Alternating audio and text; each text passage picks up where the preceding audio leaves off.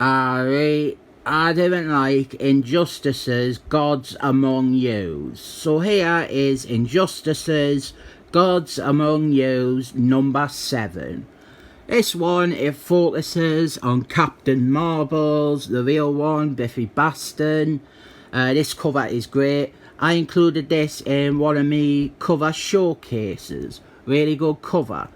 I need to remember to do another cover showcase sometime soon. I keep thinking I need to do one, but I keep forgetting to put stuff aside, like covers I like, to use for it. This series, a lot of people really love. Injustices, Gods Among Yous. I didn't mind the game. I hate the story, but the game, it's fun. My problem is that it's like a comic book for stupid teenagers. We've got all these iconic, well-known DC superheroes, and they're all fighting each other, and it's really graphic, and it's brutal, and they're all melodramatic, and loud, and angsty, and the violence, the level of violence, and the brutality, and the sort of mean-spiritedness in the way it treats these cultural icons.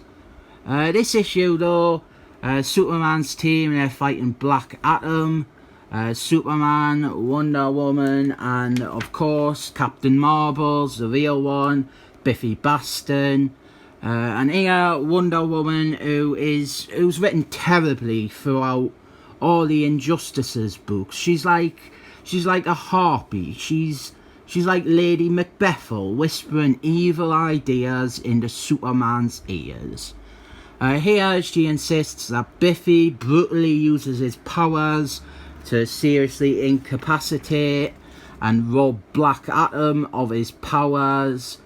But a big part of the framing device for this story is that Biffy Baston is deeply troubled by all this. He feels like he's a bad guy, that they're going too far, and he's going around asking people what they think. And here we have him and Captain Marbles, the real one, Biffy Baston. Well, he's like debating himself, quite literally. Biffy, he's like, no, and then Captain Marbles, he's like, yeah. Then we have got some unrelated stuff. Injustices was a digital comic. It was like 10 pages or something.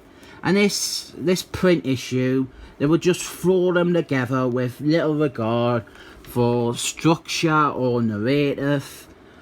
Personally, if it was me, what I'd have done is I'd commission new bits to like expand on the original stuff, like show some more of the fight with Black Atom, rather than just slam all this stuff together with no desire of it ever being like a proper issue of something.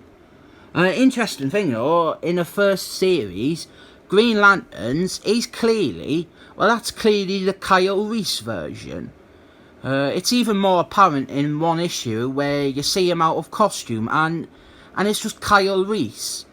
I mean, here you can tell he's got like the black hair, which is a giveaway, and it's just like all the dialogue. They keep saying it's meant to be Jordan Albert. Kyle Reese, he shows up for like 2 pages later on and he's brutally killed off, because that's what this series loves to do, just brutally kill off all the characters. And oh look, little guest appearance there from Doctor Strange. This is from the Satan Son comic. Must have like gotten in with this. Here's an example of what I mean though. Girl Flask, she gets caught in an explosion and she's blown down to a skeleton. That's just lovely stuff, innit? If you hate these comic book characters, well, you'll love this comic.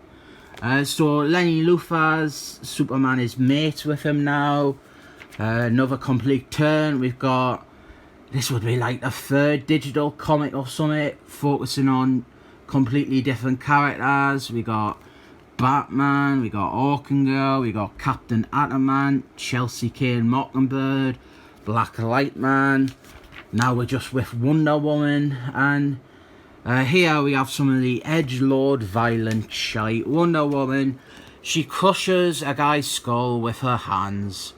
This really is just for teenagers. They sort of think that this is hardcore or radical or whatever it is kids say these days. I didn't like it. I didn't like any of it. It's just unpleasant and juvenile. So this is issue 7, and that means it earns a 7 thumbs up.